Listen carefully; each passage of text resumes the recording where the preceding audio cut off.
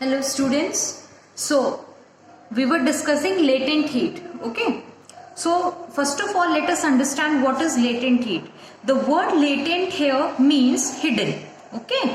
Latent का मतलब क्या है बेटा? Hidden means that heat which is hidden and it is required to change the state without rise in the temperature. Fine. Means the matter it changes from one state to another without rise in temperature. So it is the latent heat. Already I told you the meaning of the word latent. It is hidden. Fine. So now actually just understand the concept behind it. Okay beta. So how does this process occurs? So latent heat is that heat which is used up in overcoming the force of attraction between the particles of substance during change of state. Okay. Listen. Just we will understand it by this process. जैसे suppose solids के particles इस तरीके से closely arranged है. Suppose this is the case of ice. ठीक है. जब हम इस आइस को मेल्ट करना शुरू करेंगे, सो इन केस ऑफ आइस तो पार्टिकल्स क्लोजली पैक्ड थे, उनके बीच फोर्स ऑफ अट्रैक्शन भी कैसा था? बहुत ज्यादा था, है ना. और अगर वो सॉलिड से लिक्विड में कन्वर्ट होना है तो लिक्विड में क्या होता है? फोर्स ऑफ अट्रैक्शन थोड़ा वीक होता है. Okay. So first of all जो टेम्परेचर, जो हीट हम उसे प्रोवाइड कर रहे हैं सॉलिड से लिक्विड में कन्वर्ट होने के लिए, उसमें से कुछ अमाउंट ऑफ हीट ऐसा होता है जो आपको थर्मोमीटर में रेज होते हुए दिखेगा नहीं, because that heat is used in breaking the bonds. ठीक है. वो हीट कहाँ यूज हो जा रही है बेटा? आपकी वो बॉन्ड्स को ब्रेक करने के लिए. क्योंकि जब सॉलिड से लिक्विड में कन्वर्ट होगा तो हमें पता है सॉलिड्स के बीच में क्या होता है? बहुत स्ट्रॉन्ग बॉन्ड होते हैं, और लिक्विड्स में क्या होते हैं? वीक बॉन्ड हो जाते हैं, क्योंकि फोर्स ऑफ अट्रैक्शन थोड़ा वीक है. फाइन. तो जो आपने हीट प्रोवाइड कर रहे हो वो कहाँ यूज हो गई? बॉन्ड्स को ब्रेक करने के लिए. तो थर्मोमीटर जब आप उसमें डालेंगे, यूज करेंगे, तो थर्मोमीटर में हीट रेज होती हुई आपको नहीं दिखे. Fine.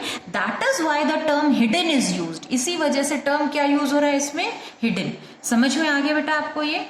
And it does not increase the kinetic energy of the particle. Particle की काइनेटिक एनर्जी इसमें इंक्रीज नहीं होती है. ओके. जस्ट बॉन्ड ब्रेकिंग होता है. Okay. So there is no rise in temperature. This sentence is very important. Okay. while changing the state means during the latent heat there is no rise in the temperature. Okay.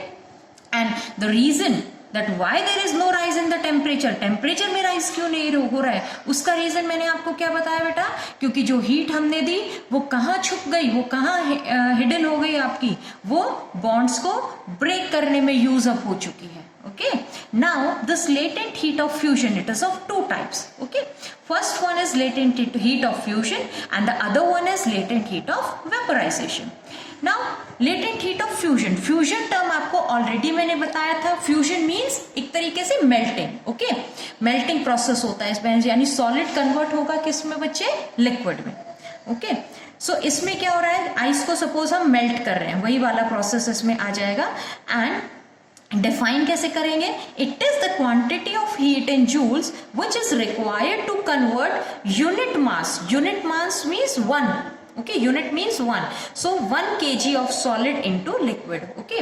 यानी ये वो heat है जो 1 kg of solid को liquid में convert करने के लिए रिक्वायर्ड हो रही है without rise in the temperature. और अगर हम आइस की लेटेंट हीट ऑफ फ्यूजन की बात करें तो the latent heat of fusion for ice is 3.34 into 10 to the power 5. Again I am telling what is the latent heat of fusion of ice? It is 3.34 into 10 to the power 5 joule per kg. Okay बेटे? चलिए. Now see, अलग अलग जो substance, this is the case for ice. ये ice का latent heat of fusion है ना. अलग अलग सब्सटेंस का अलग अलग होता है जो लेटेंट हीट ऑफ फ्यूजन है. Okay. All the substance have their different. Now this is just a graphical representation. देखो इसमें क्या हो रहा है आपका? सपोज एक सब्सटेंस है सॉलिड. ठीक है. फ्रीज फॉर्म में है सपोज आइस. अब वो 0 डिग्री पे आएगा तो 0 डिग्री पे क्या होगा? कांस्टेंट आपको दिखेगा, यानी कुछ टाइम तक टेम्परेचर राइज नहीं हो रहा है. हमने ग्राफ प्लॉट किया है. We have plotted the graph between temperature and time. ठीक है। तो टाइम तो इंक्रीज हो रहा है, लेकिन टाइम इंक्रीज होने के साथ में ये टेम्परेचर नहीं बढ़ रहा है, उसका टेम्परेचर की जगह आपको क्या है, कांस्टेंट लाइन दिख रही है, ठीक है, बिल्कुल फ्लैट ऐसे। तो इसका रीजन क्या है कि वो टेम्परेचर क्यों नहीं बढ़ इंक्रीज हो रहा है, हम हीट प्रोवाइड कर रहे हैं तब भी, बिकॉज जो हीट उस दौरान आप दे रहे हैं that is used up in breaking the bonds, okay. And when all the solid melts, जब पूरा का पूरा सॉलिड मेल्ट हो जाएगा, then again the rise in temperature will be seen, दोबारा से आपको टेम्परेचर में राइज दिखेगा एंड फिर से इंक्रीज दिखेगा and a slope will be seen. Then again boiling के केस में आपका क्या है, सपोज वाटर है 100 डिग्री सेल्सियस इधर आपका, okay.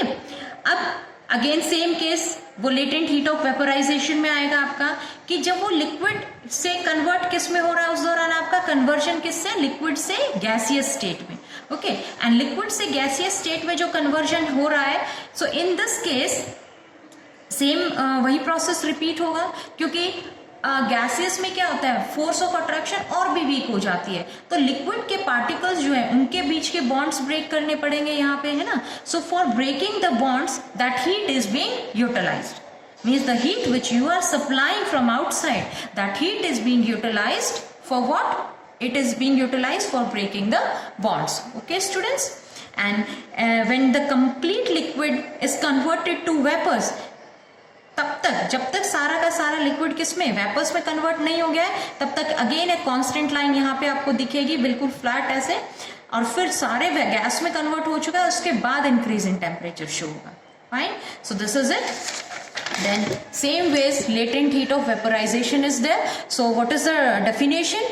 It is the amount of heat in joules which is required to convert unit mass of liquid in vapor form without rise in temperature. Okay, temperature rise इसमें भी नहीं होगा. Now if we talk about the latent heat of vaporization of water, water की latent heat of vaporization की बात करें, so the value is 22.5 into 10 to the power 5 joule per kg. Okay, you can learn these values. This is all about it.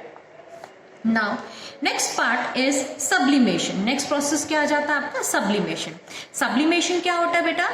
It is the process of changing of a solid directly into vapors. मतलब इसमें एक solid directly किस में convert हो जाता है, gaseous state में convert हो जाता है. Fine. जब उसको heat करेंगे तो directly it converts to gases, and when it is cooled, जब गैस को जब cool किया जाएगा तो it will convert directly to the solid. Fine. Now you must know the examples for the substances which undergo sublimation. So the substances which undergo sublimation are ammonium chloride, iodine, camphor and naphthalene. These are some of them. Okay. And solid carbon dioxide. देखिए carbon dioxide आपका ऐसा gas है जो directly solid to gas and gas to solid liquid state इसमें आपका नहीं होता है. ठीक है बेटा, दिस इज इट. सो ये था आपका सब्लिमेशन का part. The next process is evaporation. Okay, evaporation क्या होता है बेटा? Evaporation is a process in which a liquid changes to gaseous state. Liquid किस स्टेट में चेंज हो जाता है आपका? गैसियस स्टेट में, बिलो इट्स बॉइलिंग पॉइंट. देखो आपने पीछे वेपोराइजेशन भी पढ़ा है ना. वेपोराइजेशन में भी डेफिनेशन क्या था? A liquid changes to gaseous state. Then you get confused कि इवेपोराइजेशन में भी यही था, लिक्विड टू गैस. इवेपोरेशन में भी वही है, लिक्विड टू गैस. तो आप सोचते हैं कि evaporation they are same process. No, they are different. Okay, how they are different? कि वेपोराइजेशन जो प्रोसेस है उसमें जो लिक्विड टू गैस कन्वर्शन होता है वो किसकी वजह से? बॉइलिंग. आपको उस लिक्विड को इतना हीट करना पड़ेगा कि वो बॉइल हो जाए. लाइक फॉर वाटर, वाटर का बॉइलिंग पॉइंट क्या है बेटा? What is the boiling point for water? It is 100 degree Celsius. Okay, so when you provide heat to the water and जब 100 डिग्री सेल्सियस उसमें क्रॉस हो जाता है, then that water converts to its vapours. लेकिन water आपने ये भी देखा होगा कि इवेपोरेशन भी करता है वाटर, है ना. सी में से वाटर इवेपोरेट करता है. तो I would like to ask you that, क्या सी वाटर बॉइल करता है और फिर वेपर्स में कन्वर्ट होता है? नो, है ना, ऐसा तो नहीं होता है. आपने एक ओपन कंटेनर में छत के ऊपर रख दिया मान लीजिए water. After some time, means after 2 days या 1 day, ज्यादा गर्मी में तो 1 day में ही हो जाएगा वो. ठीक है, एक बाउल ऑफ वाटर आप उसमें रख दीजिए ओपन. सो क्या होता है, वो भी वहां से इवेपोरेट हो जाता है। तो क्या वो बॉयल हुआ था? नहीं, है ना, बॉयल नहीं हुआ था। तो हाउ इट हैपेंड, वो कैसे हुआ? लिक्विड टू गैसियस स्टेट हुआ है below its boiling point, boiling point reach नहीं हुआ है उसमें। सो प्रोसेस कैसे हुआ, कन्वर्शन कैसे हुआ liquid to gas? It is a surface phenomena, ये याद रखना, ओके। इवेपोरेशन कैसा प्रोसेस है बेटा? It is a surface phenomena. The particles on the surface, ठीक है, जैसे मान लीजिए कंटेनर है, इसके ये अंदर ये वाटर आपने डाल दिया, तो इसके जो सरफेस के पार्टिकल्स हैं, they come in contact with the particles present in the atmosphere, ठीक है, और फिर अडेशन फोर्स उनमें हो जाता है, उसकी वजह से वो मूव आउट कर जाते हैं, ठीक है। तो ये सरफेस फिनोमिना की वजह से होता है बेटा ये, okay. So this was it. Then we have vapour. Vapour आपको पता है क्या होता है? It is a substance that exist in gaseous state at a temperature at which normally it is a solid और लिक्विड, ठीक है। तो ये चीज है इसमें आपकी, जैसे कैम्फर, नेफ्थलीन वगैरह। अब देखिए नेक्स्ट पार्ट है आपका factors affecting evaporation. So what are the factors affecting evaporation? Very easy factors are there. See, the first one is surface area. पहला फैक्टर क्या है बेटा आपका इसमें? surface area. Fine. So in case of surface area, it is the very simple fundamental is there. See, more the surface area, more will be the rate of evaporation. जितना ज्यादा surface area होगा ना, उतना ही ज्यादा rate of evaporation होगा. How? Because area in contact अगर ज्यादा हुआ, if the area in contact is more, then rate of evaporation will be more, क्योंकि उसकी वजह से जो probability of water molecules जो होती है, it is more to break free, okay, to acquire sufficient kinetic energy to move out, ठीक है। तो सिंपल सा फैक्टर है, evaporation increases if the surface area of the water is large, okay. Then the next factor is temperature. Okay, it is also directly proportional, okay, means it is also direct relation. If temperature increases then rate of evaporation will increase. ये क्यों होता है बेटा? देखो simple सा इसमें भी है कि अगर आपका टेम्परेचर इंक्रीज होगा तो काइनेटिक एनर्जी इंक्रीज होगी, okay. If you increase the temperature, kinetic energy will increase, and due to this the surface water molecules break free and evaporation increases, ठीक है। बिल्कुल क्या हो जाएगा इसमें? इवेपोरेशन इंक्रीज हो जाएगा। आ गई ये बात सबको समझ में? Okay. Now third case, humidity. Humidity के लिए आपका इनवर्स रिलेशन होता है। Inverse means if humidity is more, देखो आज अभी का जो टाइम चल रहा है, in this climatic condition humidity is more, ठीक है, ह्यूमिडिटी ज्यादा है। So the rate of evaporation decreases, okay. Evaporation rate क्या हो जाता है बेटा? डिक्रीज हो जाता है। What is the reason behind this? इसके पीछे रीजन क्या है कि already the air is highly saturated with the water molecules. हमारी जो एयर है उसमें ऑलरेडी बहुत सारे वाटर मॉलिक्यूल्स प्रेजेंट हैं, ठीक है। तो और वाटर उसमें जाना, it becomes a quite difficult task, एक थोड़ा सा डिफिकल्ट हो जाता है, ओके। सो ह्यूमिडिटी ज्यादा होने से क्या होगा? इवेपोरेशन रेट डिक्रीज होगा। Then we come to wind speed. Wind speed के केस में क्या होगा? If the wind speed increases, simple सिर्फ देखो कंडीशन है, अगर विंड स्पीड ज्यादा है तो इवेपोरेशन क्या होगा? ज्यादा। एग्जाम्पल देती हूँ, if for drawing the clothes, आप क्लोथ्स ड्राई करने के लिए छोड़ते हैं बाहर, अगर विंड स्पीड थोड़ा ज्यादा है तो दे क्विकली ड्राई, बहुत आसानी से और बहुत जल्दी ड्राई कर जाते हैं वो, ठीक है। क्यों बेटा? क्योंकि विंड स्पीड की वजह से उनका जो प्रोसेस था इवेपोरेशन का वो इंक्रीज हो चुका है। देन नेचर ऑफ लिक्विड, इसमें क्या बताएंगे आप? जितना ज्यादा कोई लिक्विड वॉलेटाइल है, more the volatile the liquid, more will be the rate of evaporation. Now what is volatile? है ना, some of you might not be knowing कि volatile मतलब क्या होता है। volatile का मतलब होता है बेटा the tendency to escape out, okay? volatile का मतलब है कितने easy से वो गैस में कन्वर्ट हो सकते हैं। their tendency to escape out, gas की फॉर्म में escape out करना, ठीक है। जैसे पेट्रोल, जैसे एसीटोन, ये सब क्या है? volatile liquids हैं, ये easily वेपर्स में कन्वर्ट हो जाते हैं, okay? So this was it. Now we will do the differences between evaporation and boiling. Evaporation क्या होता है? It is a phenomena of conversion of liquid into vapour below the boiling point, ठीक है। Boiling point reach नहीं होता है evaporation में, ये याद रखना है आपको। And it is a spontaneous process, अपने आप होगा। And in case of boiling, the point where vapor pressure of a liquid becomes equal to the atmospheric pressure, यानी बॉइलिंग आपका वो प्रोसेस है जब उसका टेम्परेचर, ये वो टेम्परेचर हो जाता है जब उसका वेपर प्रेशर लिक्विड का किसके इक्वल हो जाता है? एटमॉस्फेरिक प्रेशर के, ठीक है। ये नॉन स्पॉन्टेनियस प्रोसेस है। नॉन स्पॉन्टेनियस मतलब we have to provide the heat, हमें हीट प्रोवाइड करनी पड़ती है। इस केस में बॉइल करते हैं तभी बॉइलिंग होगा, और इवेपोरेशन में आपका तो कुछ नहीं है ना, it is a natural process. Okay, now some of the examples of the evaporation causing cooling effect. देखो बेटा, इवेपोरेशन जो प्रोसेस है, it is a process which causes cooling effect, cooling effect cause करता है। सिंपल सी language में आपको समझाने की कोशिश करती हूं मैं। देखो कि जब आपको स्वेटिंग होती है, मैं एक जनरल केस लेती हूँ so that you can understand easily. When you are sweating, perspiration हो रहा है, ठीक है, आपकी बॉडी के ऊपर पूरा पसीना पसीना हो गया है ना, क्या होता है उसके बाद में जब वो ड्राई होने लगता है ना, आप फैन यूज कर रहे हैं या कुछ भी, ड्राई होने लगता है वो पसीना, कहाँ चला जाता है? Where does that sweat goes? कहाँ गया वो? It evaporates. बॉइल तो नहीं हुआ था ना, वो क्या हुआ है बेटा? इवेपोरेट हुआ है ना। वो किस में बेटा? आपका लिक्विड से किस में कन्वर्ट हो गया? वो पर्सपिरेशन, वो स्वेट आपका गैस में कन्वर्ट हो गया। अब देखो, लिक्विड से जब वो गैस में कन्वर्ट हुआ, इट मीन्स उसको कुछ हीट चाहिए थी, है ना। लेटेंट हीट तो चाहिए स्टेट कन्वर्ट करने के, कन्वर्शन होने के लिए। तो उसकी जो हिडन हीट है, उसकी जो लेटेंट हीट है, from where it has got that heat, उसने वो हीट कहाँ से ली? उसने हीट वो ली हमारी बॉडी से। ओके, जैसे मान लीजिए, देखो ये हैंड है आपका, यहाँ पसीना आया। ओके, अब इसमें क्या हो रहा है आपको?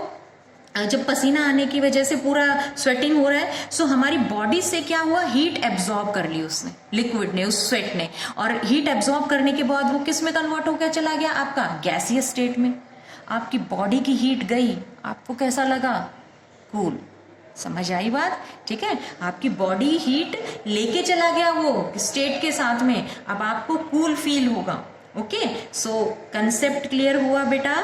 कैसे हर प्रोसेस में ऐसा ही होता है इवेपोरेशन में, ठीक है, कि जो लिक्विड जब गैस में कन्वर्ट होता है तो it drawers the energy from the surroundings, अपनी सराउंडिंग्स से ही वो एनर्जी ड्रॉ करता है, ठीक है, और वहां से उसको एब्जॉर्ब करके गैस में कन्वर्ट हो, तो सराउंडिंग्स कैसी हो जाएंगी? कूल। ओके, जैसे कि इसी वजह से देखो, समर्स में हम क्या प्रेफर करते हैं? We prefer to wear cotton clothes, ठीक है, कॉटन क्लोथ्स प्रेफर करते हैं। रीजन क्या है? देखो, कॉटन क्लोथ्स कैसे होते हैं बेटा? पोरस होते हैं, है ना, पोरस होते हैं थोड़े। एक तो सिंथेटिक क्लोथ्स आप पहनोगे, कैसे होते हैं? बहुत ही अनकंफर्टेबल लगता है आपको समर्स में सिंथेटिक क्लोथ पहनना। ओके, क्योंकि वो ऐसे होते हैं कि उससे तो आपका जो पसीना है, आपका जो स्वेट है, वो एब्जॉर्ब ही नहीं हो पाएगा, है ना।